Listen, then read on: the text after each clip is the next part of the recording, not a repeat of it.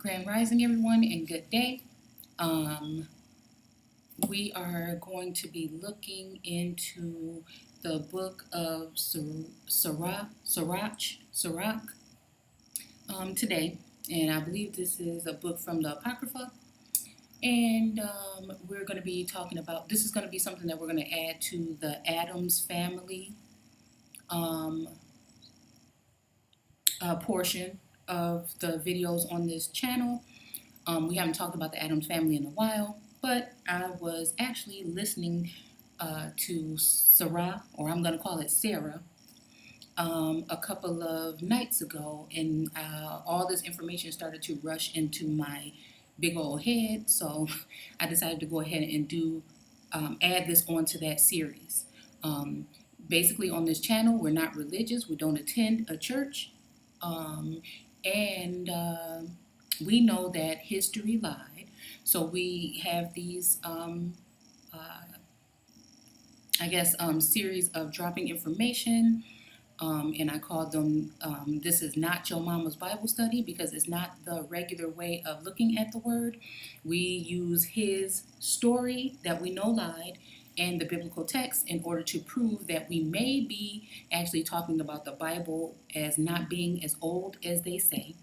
When I say that, we just can keep this in mind when we're talking about the Torah, or the Old Testament, may be referring to the old world here in America, and the creation story of Genesis is actually talking about this these entities or these beings coming into Aboriginal lands or Aborigine lands and building a nation or a foreign nation within a sovereign land or nation.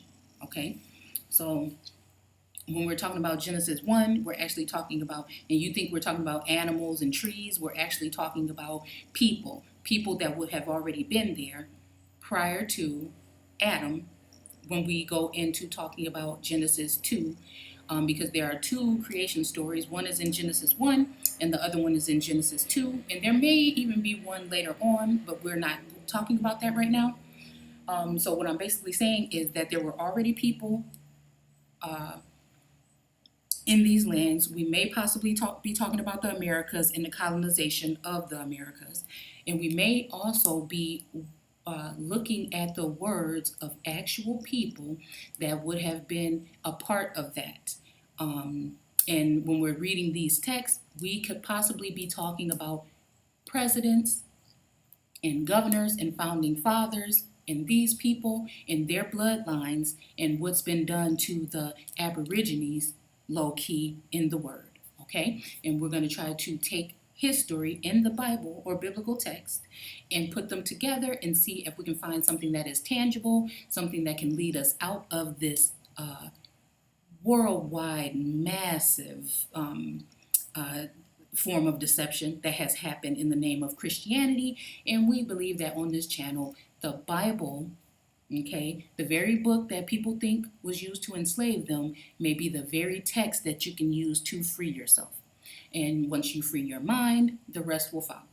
Okay, so the book is the book. Most things that I've found in religious ways are not the same as what the actual word says. Now, they know more people are going to go to church and listen to what the pastor says and follow the ways of religion, and that will mislead them. And then once they do wake up, they want to leave the text behind. My thing is, once you have found your way back to yourself, discernment, wisdom, knowledge, and all these other things, you're supposed to be unraveling this. So reading the Bible for 50 years on the surface as a story will not get you anywhere in this way. I'm saying that this word is deeper than you think, and it takes a real person that is doing some studying and real research in order to unravel what has been laid in front of us. So we're going to go ahead and talk about this book of Sirach, or Sarah, I'm calling it. And it says, this is a prologue to the wisdom of Jesus, son of Sarah. Okay, and it says a prologue made by an unknown author. Some people are naming who the authors could be, but we're just worried about the text right now. Okay, so it says this: Jesus was the son of Sarah or Sarah, and the grandchild to Jesus of the same name with him.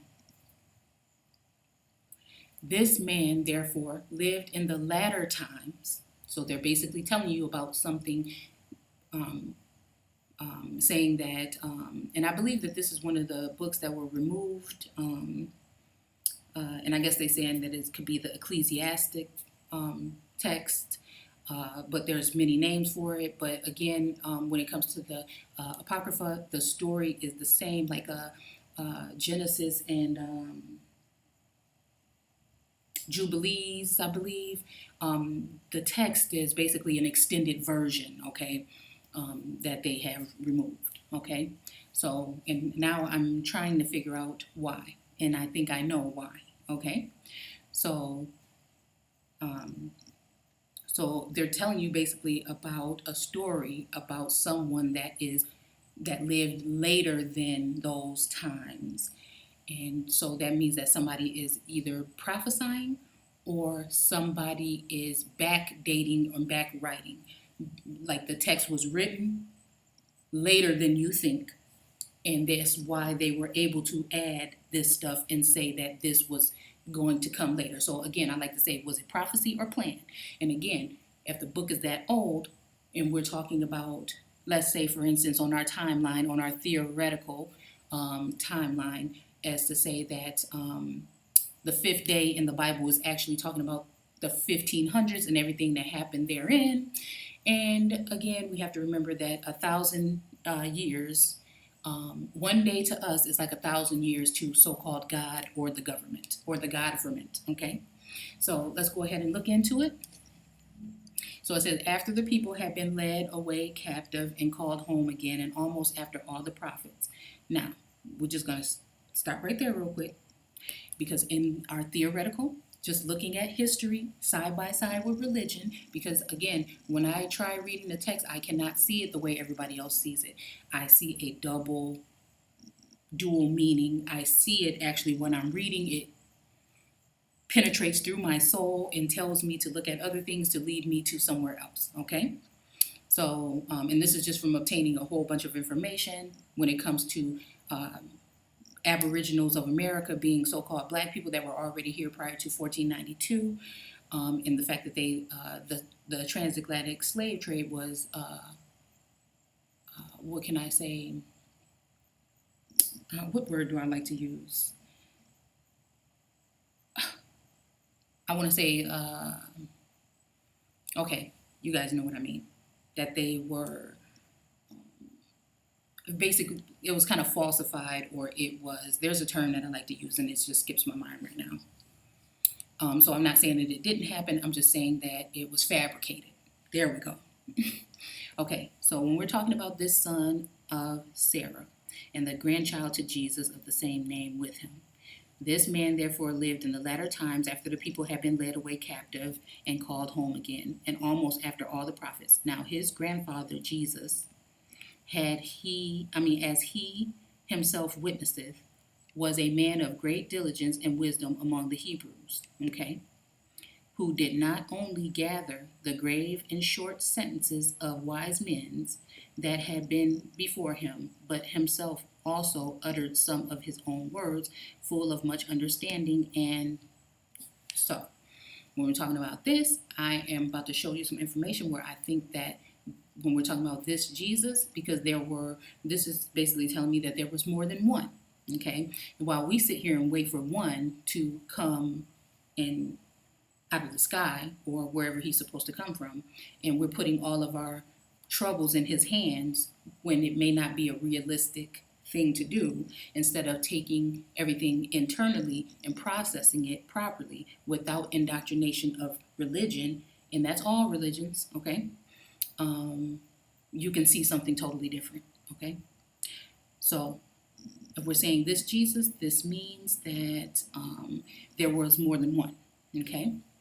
And it says, was the son of Sarah. Now, I've looked at the Addams family line, and I don't tend to know everything about it, or I'm not acting as if I do, but when I see these things, I go back and I look into it because I'm already on the lines of thinking that we are talking about this particular timeline, and we are talking about these things, and somebody lied about the date that the Bible was written or altogether or given. Okay, so since this was the son of Sirach, and this reminded me of something that I had seen prior to, I went ahead and looked at the Adams family tree, and I found that there was a Francis Adams, okay, that was the son of Sarah, okay, and he had a grandchild that had the same name.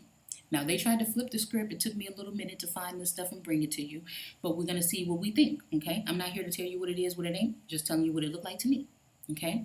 And then also, we're talking about a man, therefore, that lived latter after the people have been led away captive. And again, we're talking about people being led away captive. I automatically go to Exodus, and Exodus in the biblical terms says Exodus, but I think that we're talking about, in my theory, we're actually talking about the Indian Removal Act and the Trail of Tears, okay?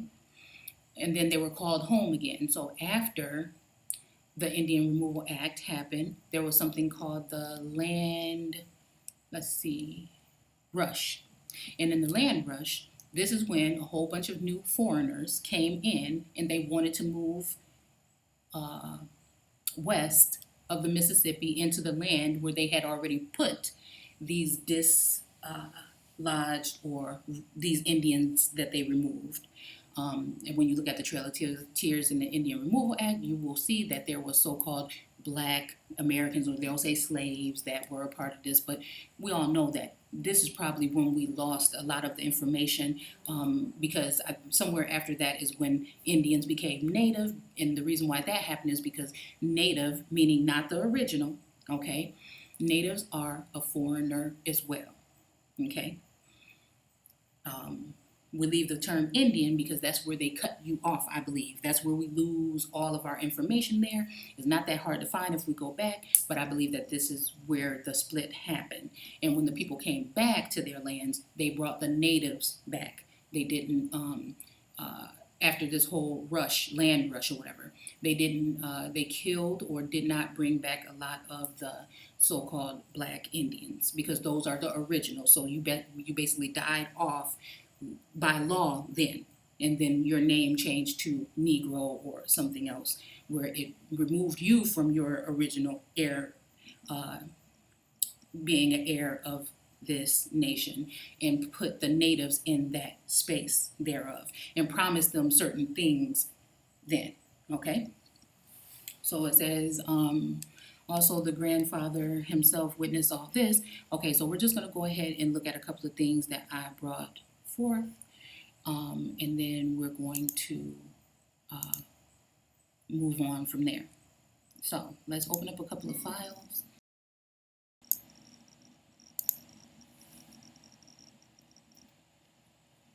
Okay. All right. So I want to look at maybe a couple of these images. I'll bring a couple of them up just to make sure we find what we are looking for. Hopefully these things are in order. Okay. So we're basically trying to find this bloodline, okay? So let's look here. I don't think that this is one that I need. I don't think this is one either. Okay, so Charles Adams. Okay. Now, we're looking at Charles Adams. Now, this is kind of tricky the way that it's been laid out for us. Okay. Now, you see the texture of this Charles Adams hair, right? Okay. So now it's saying that this Charles Adams, 1770 is when he was born, and he died in 1800. And then Sarah Smith Adams is his wife, and it says that they have 2 children. Okay, so let's keep going. This is the one born in 77. Now, 1770. So here we go again, talking about Charles Adams, born in 1770, died in 1800, married to Sarah, and then here are their children. Now, most of the things that I was looking for only gave me Sarah, Susanna, and Abigail. So you would think that he only had three sisters. Or, no, you would think he only had three daughters. Now, could Frances be from another marriage? Could this be an illegitimate child? Could this be someone entirely? Because, again, if we go back and we look at the way that things were handled, I think that a lot of these children that we think were the children of these people may have come from different bloodlines. They may have been mixed with the Aborigines or natives of this land. And again, some of them might have been from another person left over, but most of the time they say that they only had two children, and I think that usually shows Susanna and Abigail, and we want to try to leave out Sarah.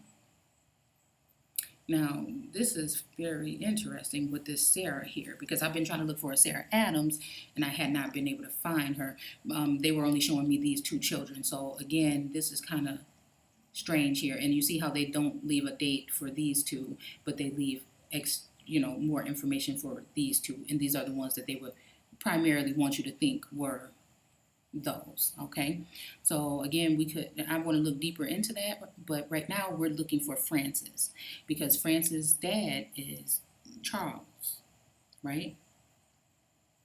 And Charles's parents are John Adams and Abigail Smith Adams. And I think there was some marrying. These people like to keep it in the bloodline, keep it in the family. Again, I don't know why these two have the same name. Well, I do. Wait, hold on. Okay. This is Charles. This is his wife. This was his dad, and this was his wife. But I know that there was some marrying of an in-law of another person somewhere along the lines here. Okay. And I'm pretty sure it happened more than normal. Okay. And then you have, and they like to use the same names over and over again. Why? I don't know. It's kind of confusing if you ask me, but hey. So this was Charles's parents, and we just want to focus on the men, basically, and then this Sarah, okay? Because if we're talking about Sarah, this was the son of Sarah, then we want to be specific about who was the son, and she only had one. These two only had one from the looks of this chart here. And then again, they will be a part of the Adams family, which I'm trying to tell you, when we're talking about Adam, we may be talking about these people. Because then when we go forward in the biblical text, it sends you, when we're talking about John, I think it was in John that it says go back to the beginning. So we're going back to Adam, and if you put John and Adams together, maybe this is the way they had to do it to confuse us. But again, I think those two things have something to do with each other. Okay? Now, let's keep going. And this is very confusing, guys. So Charles Francis Adams III, okay? He was born from Fanny and John Adams, okay? And it says Adams graduated this school, okay? Adams family produced two presidents, okay? And then it says Charles Francis III and John Quincy Adams II, the oldest sons of Charles Francis Sr., okay, was the great-grandson of the sixth president, John Quincy Adams, so came later, okay, after all this stuff had happened. And so if we're looking at him being born in 1866, the Trail of Tears and all that stuff happened in 1831, and it lasted about, some say 50 years, 30 years, whatnot. It lasted a while. So this person would have been what we may be looking for, or who we may be looking for, okay? Now it says the great-great-grandson of the second, John Adams, Fannie Mae. Adams was also the third cousin of whoever this is. And then it says here, Charles Francis Adams Jr. was the uncle. They try to make sure that you grasp this part. Not the father of Francis Adams III, an assumption regularly made by virtue of sequential name succession. Okay, so I guess what they're saying is it's not the regular name succession that happened.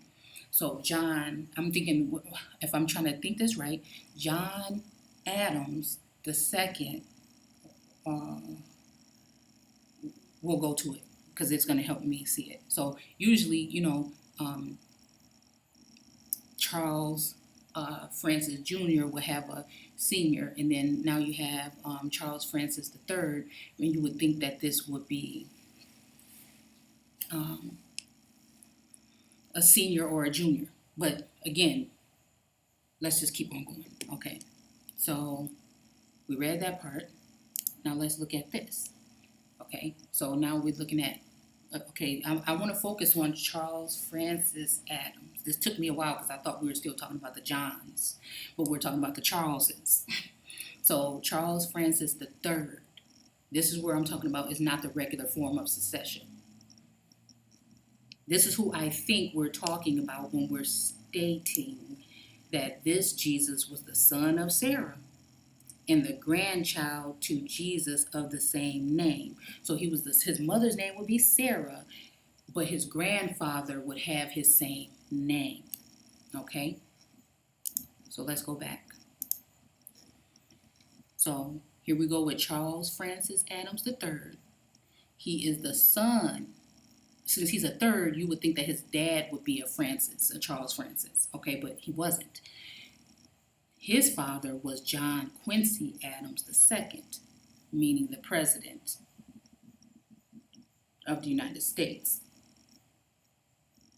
Possibly. Because, again, it's tricky.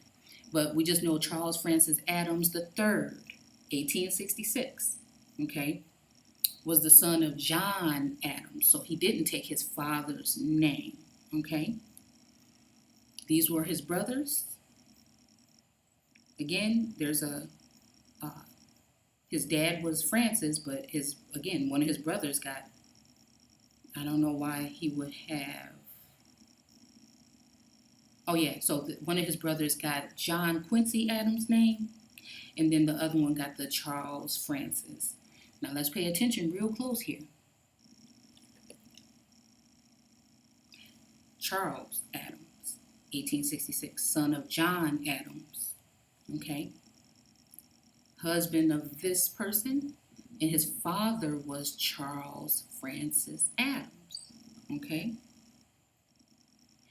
So Francis III's father was John, but his grandfather was the same name as his. Hold on. Let's stop. Okay, father of Charles. Okay, so then his son would have been Francis Adams. Okay, and it says John Adams named Charles after his grandfather and uncle. So this John would not have had the same name as his father and his son, but he named him after his father and his brother, if you get the drift. So who knows what kind of trickery was going on, but this is very important because it's going to help us with our assumption. So as to avoid confusion in the family, he was the third, but his son was the second, and so on. But see, this is saying that he had, maybe he named a lot of his children Charles. But again, before we get too confused, let's keep moving. So again, John Adams II his dad was Charles Francis, and that's that. Okay. And then when we want to talk about, okay, so then you will see how, let's go back, this Jesus, okay, or this Adams, we'll say that, was the son of Sarah. That is what was true about this man. What was his name? Francis. Okay. Let's see.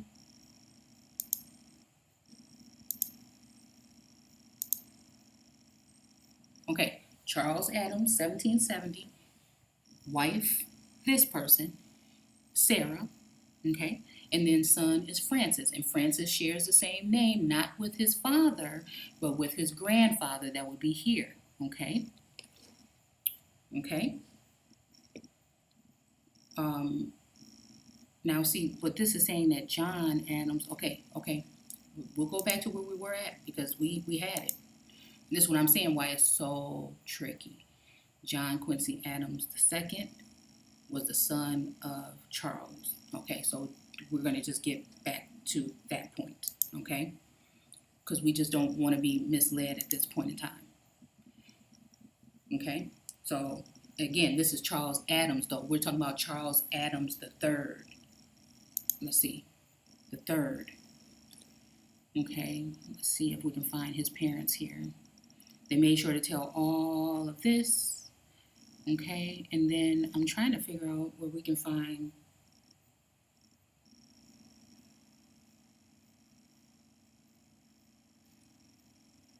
Oh, because we're looking at the wrong one. We need the one from 1866. I'm thinking.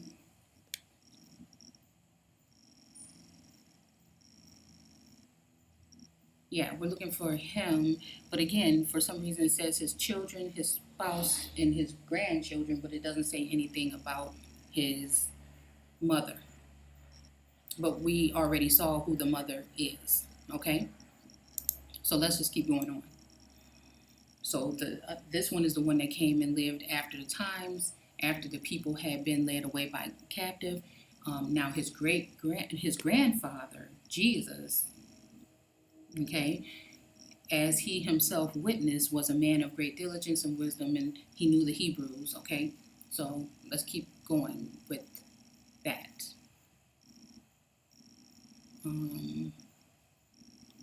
Let's let this play. Prologue to the wisdom of Jesus, son of Sirach. A prologue made by his own. Okay, so wisdom. Okay, when it's therefore the first Jesus died, leaving this book almost perfected, Sarah or Sirach, his son, receiving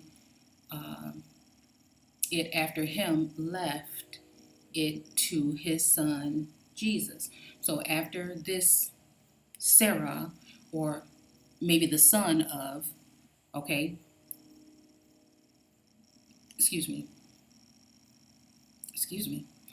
his son receiving it after him left it to his own son, Jesus, okay, who, having gotten it into his hand, compiled it all orderly into one volume and called it Wisdom, entitling it both by his own name and his father's name. So his father would be John, and his name would be Francis, and his grandfather's, okay, and it's funny because his grandfather would be, again, Francis, okay, and alluring the hearer by the very name of wisdom to have a greater love to study this book. It containeth therefore wise sayings, dark sentences, and parables, and certain particular ancient godly stories from men that pleased God.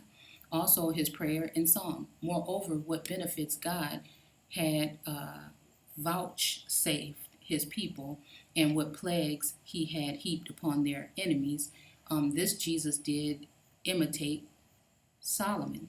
Now, there's a family member named Solomon, and there's someone that had something to do with the writings in real life named Solomon, and was no less famous for wisdom and learning, both being indeed a man of great learning and so reputed also.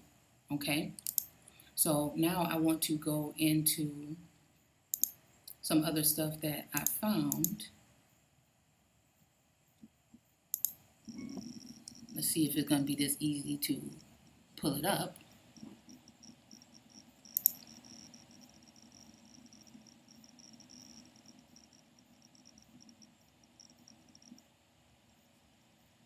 Okay, now I think I want to pull up these, and I hope we don't get too, oh, wait a minute, clogged up here. but I want to be able to bring this stuff forward, and then we can like delete them, I guess, as we go. Okay, so let's open all of that. Okay, so let's go here. And what we're doing now is just looking at a couple of things.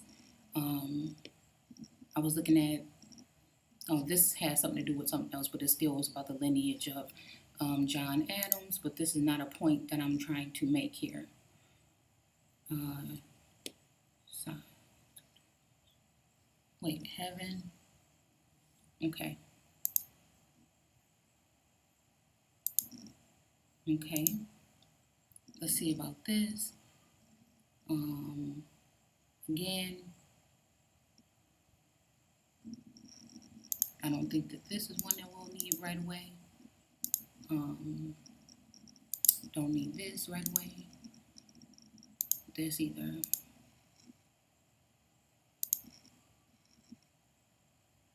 Nope.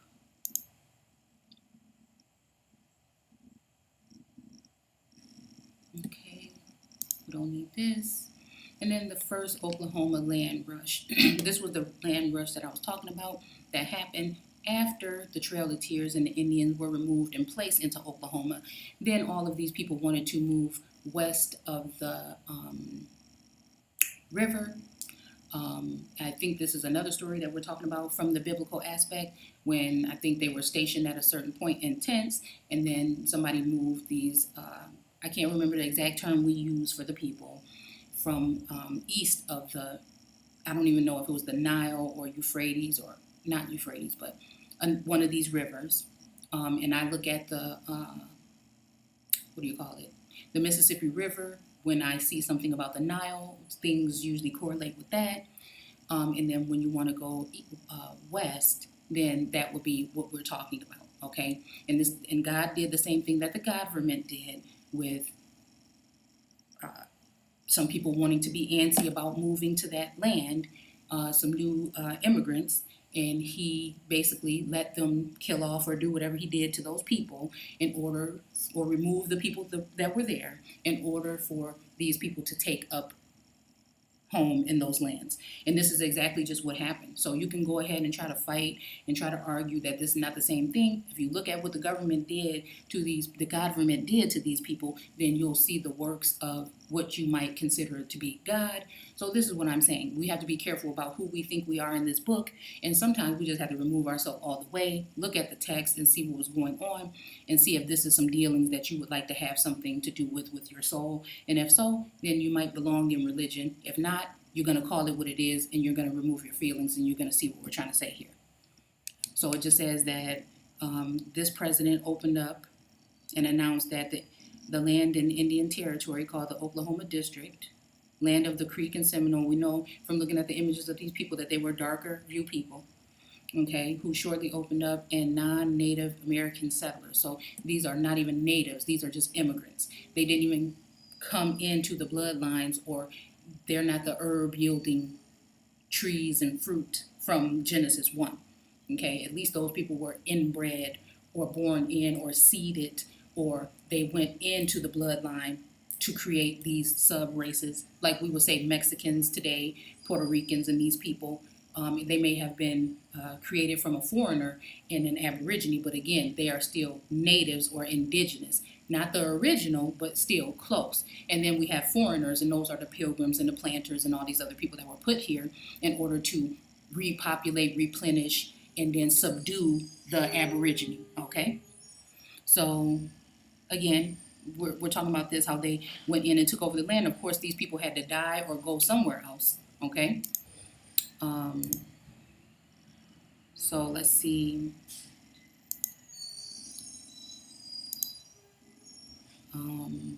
This is more about the bloodline. I started going way back in the bloodline, like to the 1500s. And those people were still in their foreign or mother land, okay? Is what they were calling it. And this is another thing when we're talking about Genesis, when man should leave his mother and his father and cleave to his wife. That's just basically leaving your mother and your father, or your motherland, fatherland, or your mother, whatever, and father, and then move on to another place that you were joined into. And that means that they made their own branches of people upon the people in order to gain power and control and economic resources and all these other things, okay? So then we go back to Solomon, and we're talking about a Solomon, but this person is managing it, and I would think that they're a part of that family. But then again, we noticed that there was a Solomon that had something to do with these writings, and also had something to do with the biblical aspect of it. Okay, and then how they do things like this, like Jeremy Adams, but he was also known as Jeremiah. So who are we talking about then?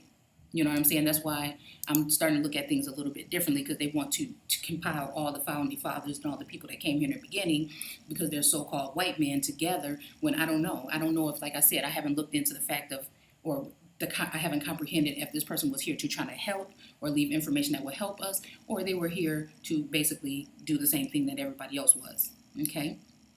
But we know that we don't talk about him that much, and that they said that he fell, right? That this Adams, one of these guys, fell because he didn't want to go with the flow of everything, and he wasn't a Republican or a Democrat. He was a Federalist or whatever when he was the president, and I think he even had some anti-Illuminati group thing going on in the background. So what do we really know? And if you look at some of these images of him, I'm just going to keep on kind of just talking about it because I have to rush now. You will see his hair texture, and then you have to think, what are we really talking about?